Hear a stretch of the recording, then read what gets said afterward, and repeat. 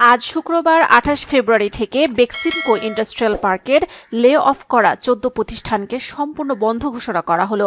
একই সঙ্গে ওই প্রতিষ্ঠানগুলো সংশ্লিষ্ট সব শ্রমিক এবং কর্মচারীদের ফেব্রুয়ারি পর্যন্ত যত ধরনের পাওনা আছে তা আগামী ৯ মার্চ থেকে পর্যায়ক্রমে পরিশোধের প্রয়োজনীয় ব্যবস্থা নেওয়া হবে। বৃহস্পতিবার দুপুরে সচিবালয়ে বেক্সিমকো ইন্ডাস্ট্রিয়াল পার্কের শিল্প প্রতিষ্ঠানগুলোর শ্রম ও ব্যবসায় পরিস্থিতি পর্যালোচনা সংক্রান্ত উপদেষ্টা পরিষদের কমিটি এক সংবাদ সম্মেলনে শ্রম ও কর্মসংস্থান মন্ত্রণালয়ের উপদেষ্টা ব্রিগেডিয়ার জেনারেল অবসরপ্রাপ্ত এম শাখাওয়াত হোসেন এ কথা জানান। শ্রম উপদেষ্টা বলেন, আগামী ২৮ ফেব্রুয়ারি থেকে বেক্সিমকো ইন্ডাস্ট্রিয়াল পার্কে লে অফ করা ১৪টি প্রতিষ্ঠানকে সম্পূর্ণ বন্ধ ঘোষণা করা হবে। সংশ্লিষ্ট সব শ্রমিক ও কর্মচারীদের ফেব্রুয়ারি পর্যন্ত যাবতীয় পাওনাতে আগামী ৯ মার্চ থেকে পর্যায়ক্রমে পরিশোধের প্রয়োজনীয় ব্যবস্থা নেওয়া হবে।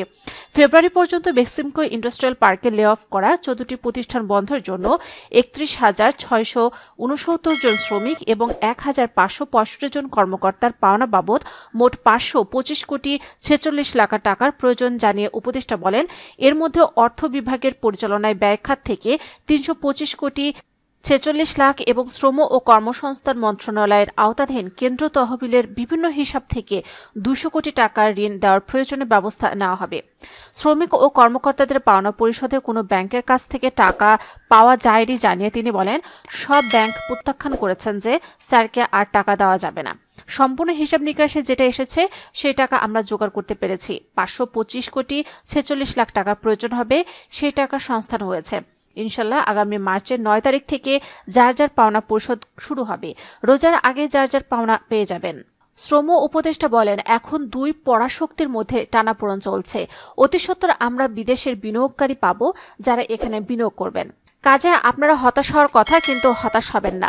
যারা থেকে যাবে তাদের কিছু না কিছু একটা গতি হবে ইনশাল্লাহ। বেক্সিমকো পার্কের বন্ধ প্রতিষ্ঠানগুলোর সম্পর্কে পরবর্তী করণীয় নির্ধারণের লক্ষ্যে একটি কমিটি গঠন করা হয়েছে।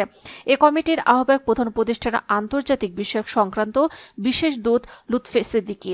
বেক্সিমকোর সঙ্গে জড়িত কর্মকর্তা কর্মচারীদের উদ্দেশ্যে উপদেষ্টা বলেন, দয়া করে আপনারা এমন কিছু করবেন না যে কারণে আমাদের কঠোর হতে হয়। আমরা কঠোর হতে চাই না। সঙ্গে আমি শ্রমিকদের অনুরোধ করব, ওনারা যাতে পরিস্থিতিটা বোঝেন। আপনারা প্রত্যেকেই দেশপ্রেমিক। অনেকের সঙ্গে দেখা হয়েছে, অনেকের সঙ্গে দেখা হয়নি। যাদের সঙ্গে দেখা হয়নি তাদের আমি সময় মতো ডাকব।